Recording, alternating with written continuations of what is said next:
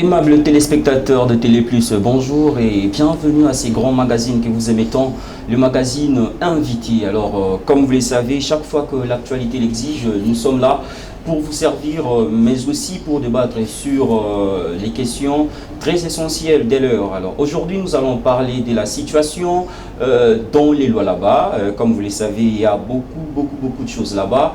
Il y a à boire et à manger sur la situation du Lualaba. Depuis un certain moment, le gouverneur Richard Mouyej n'est plus dans la province. Il est à Kinshasa pour les enquêtes de l'UGF. Il a été convoqué à Kinshasa, mais aussi l'intérim est assuré par Madame Fifi Masuka, qui est la vice-gouverneur. Beaucoup de choses. Alors aujourd'hui, pour parler de la situation générale de la province du Lualaba, je ne suis pas seul sur ces plateaux. Je suis avec un grand encadreur de la jeunesse. Il est également président du collectif des sous-traitants. Il s'agit là bel et bien de monsieur Israël Mboui.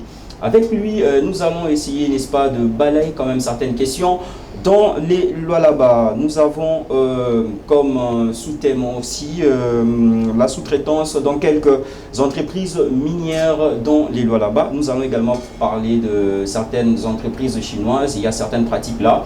Avec lui, nous allons essayer un peu d'échanger sur toutes ces questions, mais aussi l'actualité quand même en général ne peut pas manquer. Nous allons en parler.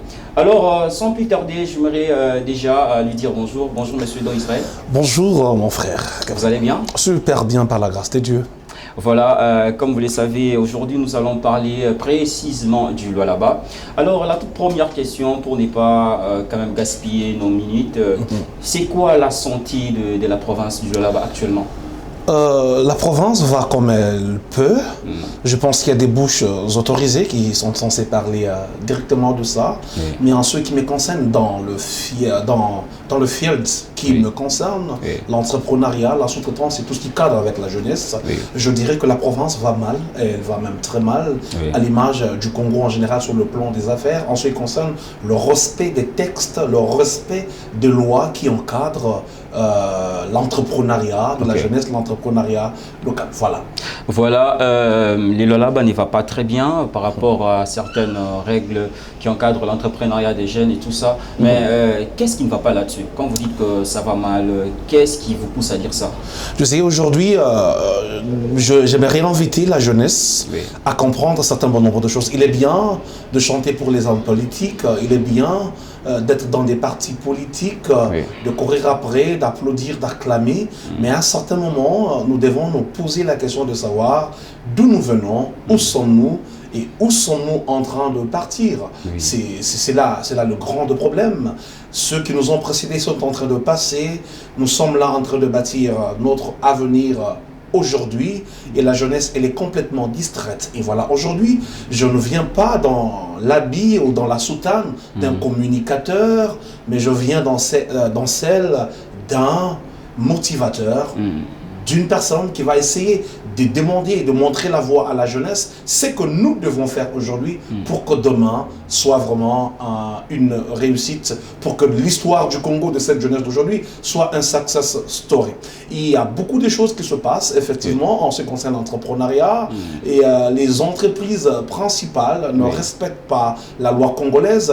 Quand je parle des entreprises principales, je parle de celles privées, et même le gouvernement national, le gouvernement congolais ne respecte pas ses propres lois en ce qui concerne la passation des marchés. Généralement, c'est le cousin, c'est du népotisme, c'est du clientélisme, et la jeunesse, les entrepreneurs locaux ne se retrouvent pas.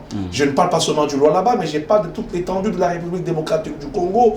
Pourquoi seulement on doit donner des contrats aux Libanais, aux Chinois, aux Indiens, sans même se soucier de la co-traitance ou de la sous-traitance, que ce soit avec l'ARMP, l'autorité de régulation des marchés publics, que ce soit avec l'ARSP, l'autorité de régulation de la sous-traitance dans le secteur privé, la jeunesse ne se retrouve pas. Il est grand temps ici que nous nous lévions, que nous parlions, que nous nous regardions face à face avec les autorités pour que les choses essayent de changer. Les choses ne vont pas bien en ce moment. Voilà, j'aimerais quand même poser une petite question. Quand vous dites que l'État congolais lui-même ne respecte pas certaines lois sur la passation de marchés publics-privés et tout ça, sur également la protection de l'entrepreneuriat pour promouvoir la jeunesse, mais à quel point ça bloque? À quel point la jeunesse est bloquée pour se développer? Il y a plusieurs problèmes. Je parle d'abord de la capacité de mobiliser des grosses sommes d'argent dont souffre l'entrepreneur congolais.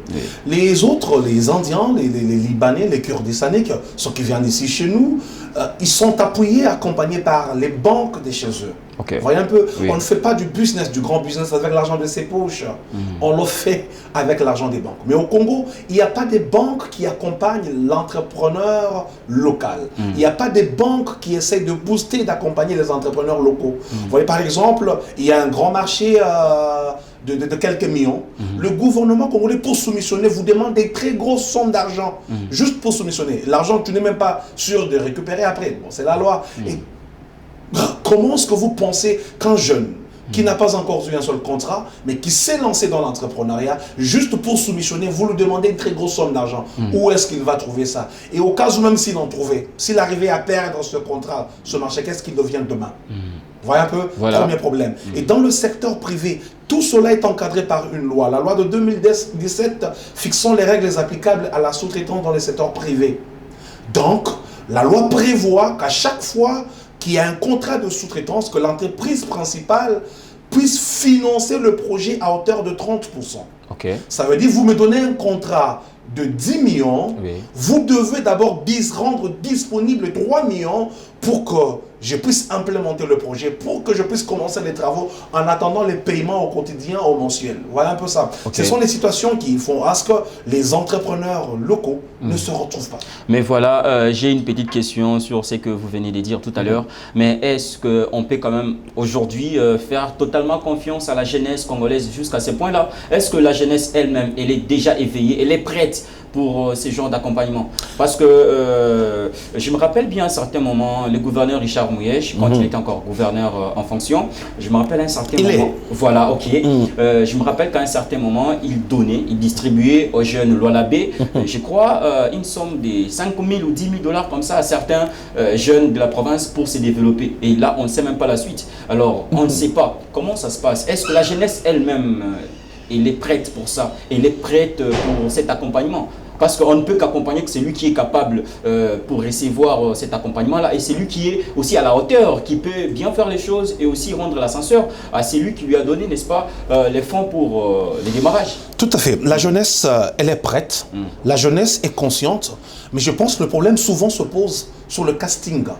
Et quand je parle du casting, généralement, partout ailleurs... Les choix sur les jeunes à qui on doit faire confiance. Quel type de jeunes qui doivent le faire? Justement. Tout le monde n'est pas entrepreneur. Voilà. Voyez un peu, on ne naît pas entrepreneur, on le devient. Il y a des formations, il y a des prédispositions. Vous voyez un peu ça? Voilà. C'est là que se passe le problème. Donc aujourd'hui, je te mentirais si je te dirais par exemple pour le cas d'espèce du Lualaba, qu'il n'y a pas des jeunes. Non, il y a des jeunes capables, des jeunes qui se battent, des jeunes qui se démarquent. Je ne saurais pas citer des noms, ils sont nombreux, mais ils ont besoin de cet accompagnement. Cet accompagnement qui est prévu dans la loi. Il n'est pas ici seulement question qu'au-delà que le gouvernement central n'arrive pas à respecter certain nombre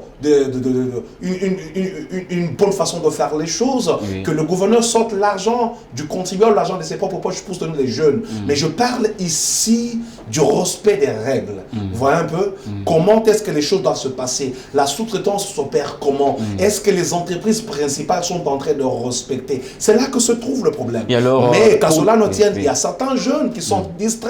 Qu'aujourd'hui, je suis venu comme un coach, comme un motivateur pour demander à cette jeunesse de se réveiller. Le Congo, notre pays, là je parle spécialement aux gens de la baie, je leur dis que le cuivre et le cobalt, ça ne pousse pas comme du maïs. Il n'existe pas d'engrais pour assurer leur germination. Ce sont des filons. Quand on creuse à un point X, il n'y en aura plus. Voyez un peu ça. Justement. Donc, quelques temps suffiront pour que les Français, que les Russes, les Chinois ou les Américains qui sont en train d'exploiter notre cuivre nous laissent que des trous et des lacs. Voyez un peu ça. Okay. Il est grand temps que nous bénéficions au max. Il est grand temps que nous nous réveillons. Là où les choses ne marchent pas, nous devons lever notre voix. Aujourd'hui, vous m'avez présenté comme le président du collectif des sous-traitants. Voilà. Qu'est-ce que le jeune Congolais fait? Qu'est-ce que fait le jeune Lualabé? Voilà.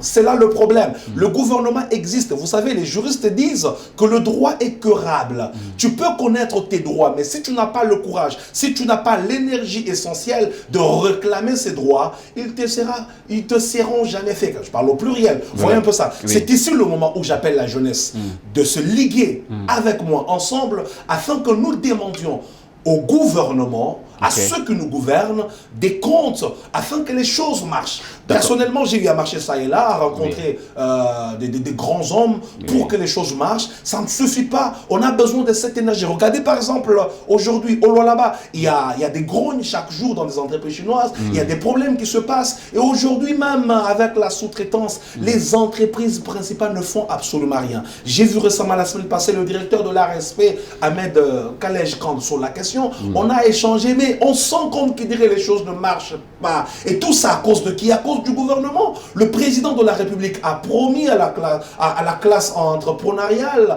le président a promis à la jeunesse congolaise d'avoir la volonté de bien vouloir créer une nouvelle classe des millionnaires congolais. Mais où sont ces millionnaires congolais? 3 ans sont déjà passés. Monsieur le président de la République, je me présente ici comme ce jeune millionnaire qui attend encore que cela soit possible. Où est passée votre promesse? Nous avons des éléments, nous avons des outils qui peuvent créer, qui peuvent générer ces millionnaires. Il faut juste faire respecter la loi. Je ne viendrai pas dans votre cabinet pour vous demander de l'argent. Non, je ne le ferai pas. Je vous demanderai tout simplement de faire respecter la loi sur la sous-traitance. Et cette classe de millionnaires va se créer par elle-même. D'accord, mais quand vous demandez, n'est-ce pas, cet accompagnement auprès du gouvernement, mais également auprès des entreprises minières qui sont au Lualaba, alors qu'est-ce que vous auriez bien voulu demander concrètement? Qu'est-ce que ces entreprises-là doivent faire concrètement? Parce que là, vous parlez, c'est bien, mais en peu de mots, qu'est-ce que ces entreprises doivent faire?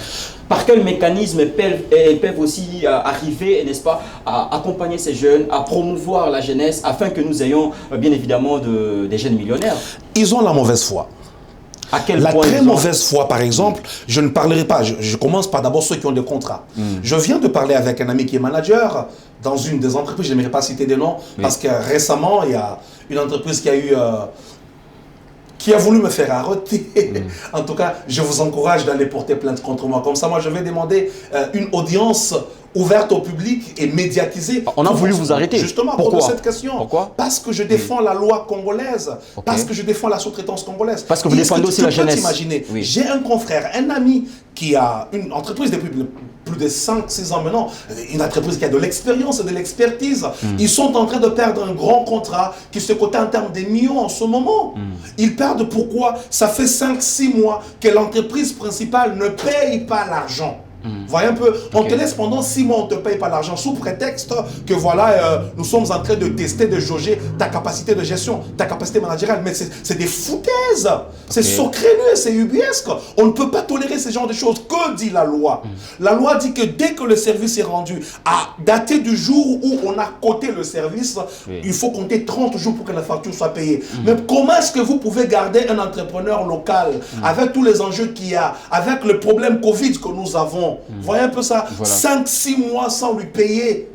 Comment est-ce qu'il va payer ses travailleurs? Et les travailleurs sont en train de vouloir maintenant quitter. Les uns chercher comment manger, comment nourrir leur famille. Est-ce qu'il y a du cœur dans ces pays? Est-ce que le président ne connaît pas ce problème? Parce que personnellement, j'ai écrit un mémorandum, là où j'ai bien signifié ces choses. Ce mémorandum est sous la table du président. Est-ce qu'il a reçu? Mais quand on m'a déjà invité à la présidence, par un collège de la présidence, pour parler de la question, ça veut dire que le mémorandum est arrivé. Récemment encore, j'ai introduit une demande d'audience au directeur de cabinet afin d'essayer de pousser cette chose. Vous savez, le président, celui que nous avons comme celui qui est passé, Joseph Kabila Kabange, parfois je pense que c'est les gens qui entourent les autorités qui sont mauvais. Voyez un peu ça? Comment ça? Le président a donné le ton quand il était à Kolwezi, que voilà, je ne vois rien. J'ai besoin de voir les choses bouger. J'ai besoin que l'entrepreneuriat, que la sous-traitance marche. Mais où sont les autorités? Bonsoir, Maman Fifi Masuka Saini. Il est grand temps de bouger les lignes. Pas seulement pour d'autres choses, mais aider la jeunesse. Ici, je ne viens pas parler de ce qui est politique, de savoir Fifi Masuka ou Richard Mouej Manguez. Mais au finish, je suis jeune, je suis entrepreneur. Où est ma part en tant que Congolais?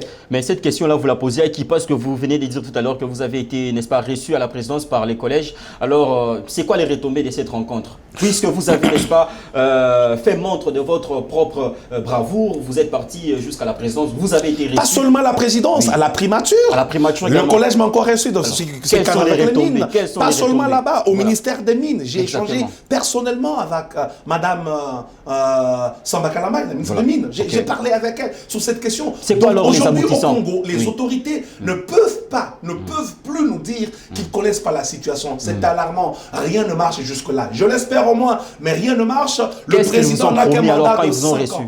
Rien jusque-là. On nous a promis des choses, mais des choses qui ne sont pas encore concrètes. Parce que je le croirai le jour que moi-même, je verrai réellement que le gouvernement doit s'impliquer dans la chose. Nous perdons beaucoup d'argent. On parle ici des milliards de dollars par an avec le service.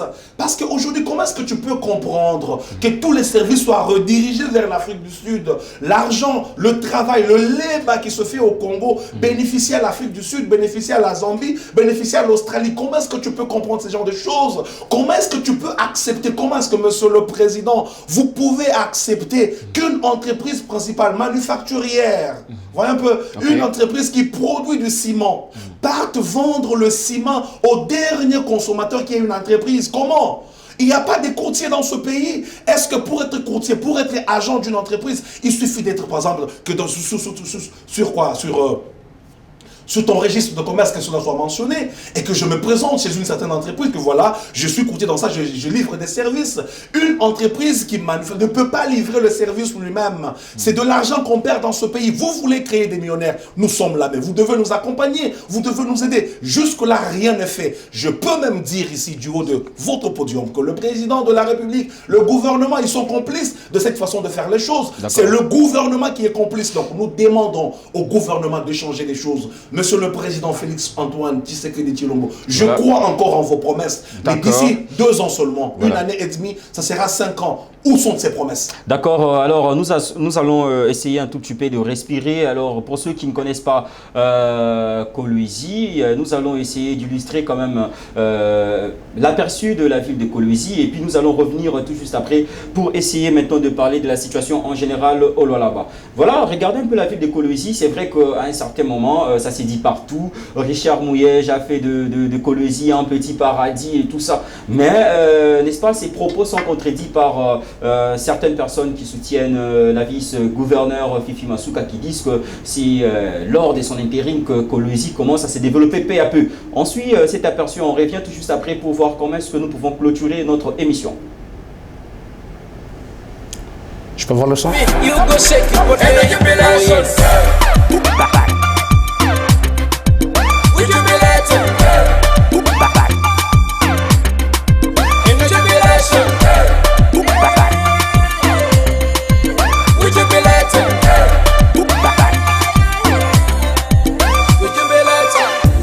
Muziki ngabchayina kushana na bushana nyumba okugama ndi muzanyifu ngabanayi nebaza mugama olw'obulamu bwenyina buno ali nkukubira ekigoma kyakusayima edikenzo nekusayima omuziki nayisa simasanga panifro would you be let to give my dream I wanna show you what I got energy jubilation.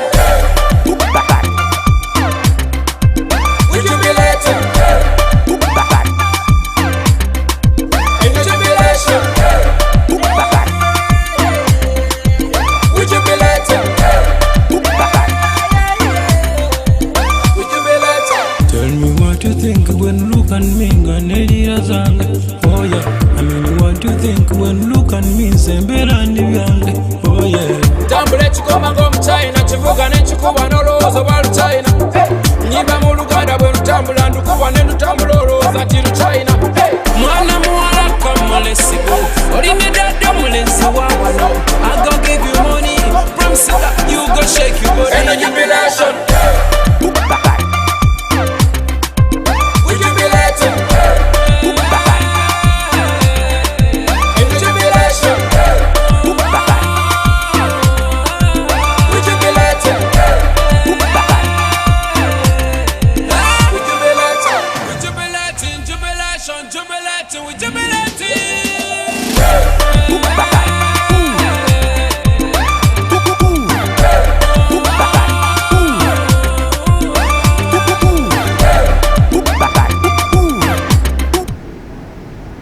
Voilà, c'était là la ville de Kolwezi. En tout cas, coup de chapeau, un coup des chapeaux. Moi, j'aime ça. J'ai apprécié l'image de Kolwezi aujourd'hui. C'est vrai qu'à un certain moment, on voyait le gouverneur Richard Mouyej au four et au moulin pour se battre afin que cette province puisse se développer. Et là, nous voyons quand même des belles images, des très bonnes routes. En tout cas, c'est bien construit quand même. Mais malgré tout cela, M. Richard Mouyej a été, n'est-ce pas, selon lui, et selon l'IGF, il a été accusé de mégestion et voilà, il est à Kinshasa pour des poursuites judiciaires. Bon, pas pour des poursuites judiciaires, mais justement pour être auditionné, condamné.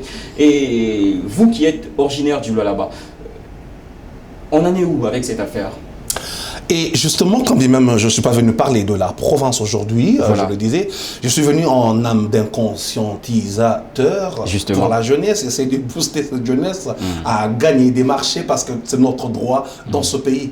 Les images parlent d'elles-mêmes. Je pense que toute personne sérieuse comme moi, aujourd'hui au Congo, sous l'étendue de la République démocratique, il n'y a pas un seul endroit où un gouverneur, ces 5 dernières années, il n'y a pas une seule terre qui s'est développée mieux que le Lualaba. Je me suis promené dans le Congo profond.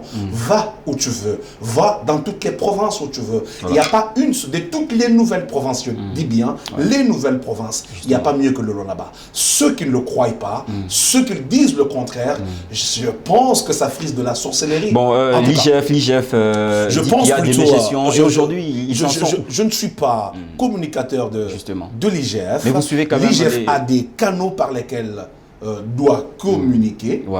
Ils vont le faire en temps voulu et j'espère bien que le gouverneur va rentrer dans sa province, pérenniser ce bel élan de développement que tout le monde peut voir. Vous savez, une chose que mais pendant qu'il n'est pas là, Madame Fifi Masuka, quand même, elle continue de faire son nom. Hein, parce en tout cas, je ne suis pas, je ne suis pas à Kolwezi. Je pense, comme vous avez fait ces mêmes images, vous avez fait vos enquêtes. Justement. Les images ne sont pas tombées du ciel. Justement. Descendez sur terrain. Prenez des images. Des images de janvier jusqu'à aujourd'hui. Ça serait beaucoup plus réglo et plus honnête scientifiquement. Et moi, je dirais seulement coup de chapeau au gouverneur Richard Mouyej Manguesmans pour l'ensemble de l'œuvre. Il n'était pas seul, il était avec Madame Fifi. Donc, je ne pense pas que Madame Fifi peut nier l'ensemble de l'œuvre qu'ils ont accomplie. Parce que c'est la seule province qui a gardé... ils étaient ensemble depuis qu'ils étaient commissaires. Et jusqu'aujourd'hui, gouverneur et vice-gouverneur. Donc, le Lualaba s'est développé de toutes les provinces du Congo. Il n'y a pas mieux que le Lualaba. Les nouvelles provinces, il n'y a pas mieux. Ce n'est pas Madame Fifi Masuka qui dirait le contraire, on sait.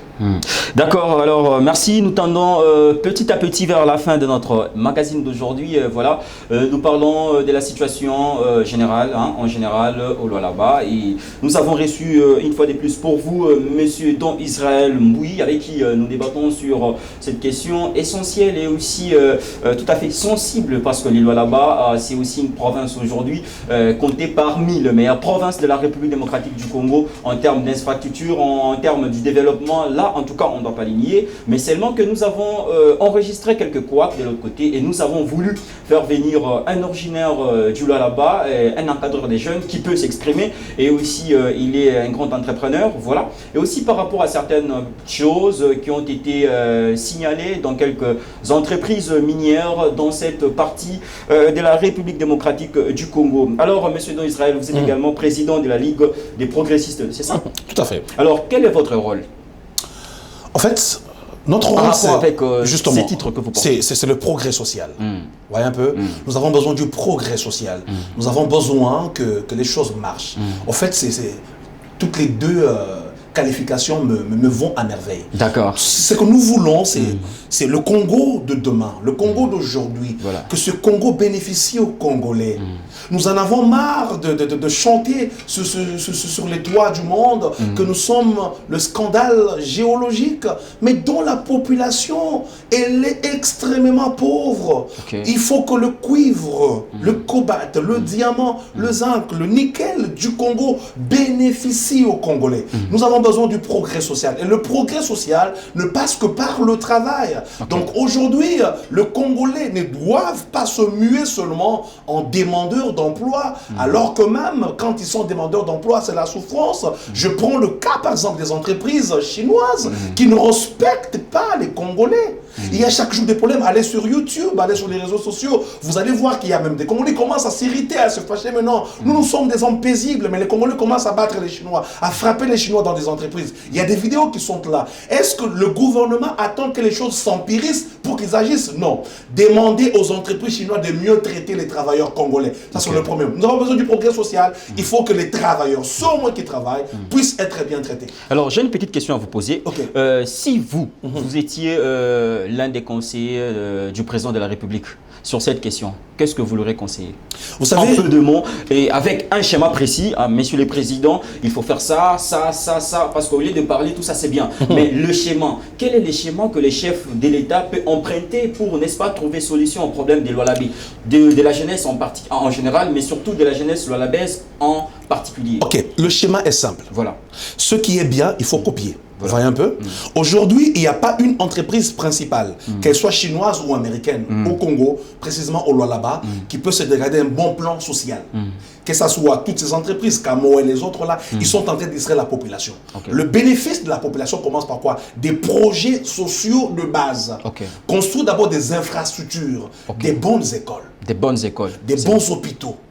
Tu viens travailler, construis d'abord ça dans ta sous-région. Voyez un peu, des bons logements pour les travailleurs. Aujourd'hui au Congo, nous gardons encore les camps que les Belges avaient construits pour la GECAMINE, pour la SNCC. Où sont les camps de KCC? Où sont les camps de Sicomine? Ils viennent, ils exploitent notre couvre, notre cobalt, ils habitent dans des containers. Comment est-ce que vous penserez au progrès social? Ça ne viendra pas. Il faut commencer par là. Leur cahier de charge sociale, il faut qu'on le revoie. Deuxièmement, la deuxième catégorie des jeunes, ceux qui sont entrepreneuses, voyez un peu, ceux qui entreprennent, il y a des lois pour cela. Faire respecter la loi. Que dit la loi? La sous-traitance est réservée aux Congolais, les entreprises à capitaux congolais. On fait respecter cette loi. Et vous allez vous retrouver que les Congolais vont s'épanouir. Et même quand on laisse cette loi, qu'est-ce qu'ils font maintenant? Ils commencent à bloquer le fonctionnement. On commence à sous-coter les contrats. Qu'on fasse un audit interne. Je sais que c'est difficile parce qu'il est question de plusieurs centaines de millions, voire des milliards de dollars l'an. Alors, c'est que je demanderai au président de la République. D'ailleurs, c'est un projet en cours.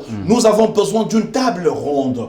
Le gouvernement, les entrepreneurs et les entreprises principales. Qu'on s'assoie à une table, qui nous donne des raisons pourquoi ils ne veulent pas des Congolais, pourquoi ils ne respectent pas les Congolais. Tu peux comprendre parce que pour le même nombre d'heures, pour le même nombre de quoi, pour le même service, le même degré d'implication en ce qui concerne les responsabilités, aujourd'hui, un blanc, parce qu'il est expatrié, on le paye 10 fois qu'un Congolais. Comment est-ce que tu peux expliquer ça? Alors que tous deux sont ingénieurs. Est-ce que le fait de venir de l'Afrique du Sud fait de toi un super homme? Je ne pense pas. Toi, va d'abord à l'étranger, va travailler, médecin, sois-tu en Afrique du Sud, qu'on te paye 10 fois mieux qu'un médecin sud-africain, mais non, ça ne se fait nulle part ailleurs. Pourquoi seulement au Congo? Donc c'est simple, le président de la République doit parler avec la base. Et la base dans ce contexte, c'est nous, nous les entrepreneurs, nous qui comprenions le système, nous qui savons ce qui se passe. Tu sais, tu m'as demandé de chuter. Il y a ces choses par exemple qui se passent à Kamoa. Là, je viens alerter. On a prévu un groupe de jeunes qu'on veut présenter au président de la République et à Madame le ministre quand ils vont descendre pour l'inauguration de quoi? Madame ministre, quel ministre? L'actuel de mine. De mine, ok. Quand ils vont descendre pour l'inauguration de quoi? De l'usine des Kamoa. On va leur présenter un groupe de jeunes, soi-disant des sous-traitants. Mais ils ne sont même pas des sous-traitants. Ils ne sont même pas enregistrés dans la base de données des Kamoa. C'est une machination, une façon de faire des choses afin d'éloigner toujours la jeunesse congolaise. Je le redis encore, à Kamoa, c'est Zinjin qui a la totalité, la grande partie de la sous-traitance. Alors qu'ils sont actionnés dans la même entreprise, on ne se moque pas de nous jusqu'à ce point. Il faut que le Congolais se lève. Je suis venu en conscientisateur, je le répète. Aujourd'hui, je demande à la jeunesse congolaise de partout où vous allez nous suivre de vous lever. Trop, c'est trop. Le Congo aux Congolais. Ce pays nous appartient. Ces ressources sont nôtres. Il est grand temps que le gouvernement nous accompagne. S'ils sont incapables de le faire, qu'ils nous disent simplement et possiblement qu'ils sont incapables de le faire. Et cette fois-là, nous allons nous prendre en charge, comme le disait à son temps, paix à son âme, notre héros national, M. Laurent Désiré Kabila. Parce que trop, c'est trop. Nous ne bénéficions pas de nos terres. Nous ne bénéficions pas de notre cuivre, de notre cobalt. Il est grand temps que cela change. Je demande à tous les gouverneurs des provinces minières, au Kasaï, les gens se vident dans le Kasaï, alors qu'il y a du diamant là-bas. Comment est-ce que ces mêmes gens qui étaient riches avec leur diamant par le passé et aujourd'hui sont en train de faire, est-ce que le diamant a perdu sa valeur sur le marché international? Non. Au Katanga, la même chose. Dans le Bazou, il est la même chose. Au Kivu, la même chose. Il est grand temps que ce pays bénéficie aux Congolais. C'est nous, les millionnaires de demain, que le président est en train de rechercher. C'est nous, les millionnaires de demain, que le président est en train de rechercher. Donc, c'est par cette phrase que monsieur Don Israël Mbouyi, n'est-ce pas, a clôturé cette émission. Voilà, mesdames, messieurs, vous nous avez suivis nombreux depuis le début de ce magazine, bien sûr. Vous nous avez suivis à travers StarTime, à travers BlueSat. Vous nous suivez de partout, à Lubumbashi, à Kolwezi, en dehors du pays, partout où vous nous suivez. En tout cas, merci pour votre sympathique attention. Voilà, monsieur Israël, Don Israël Mbouyi, qui est le président du collectif des sous-traitants, était des nôtres dans ce magazine. Nous avons échangé sur la situation générale du Lualaba. Voilà, merci de nous avoir suivis. Nous sommes pratiquement à la fin. Nous prenons rendez-vous prochainement. Et si, voilà, pour finir, j'ai dit également merci à toute l'équipe technique qui m'a soutenu. Au revoir et à la prochaine.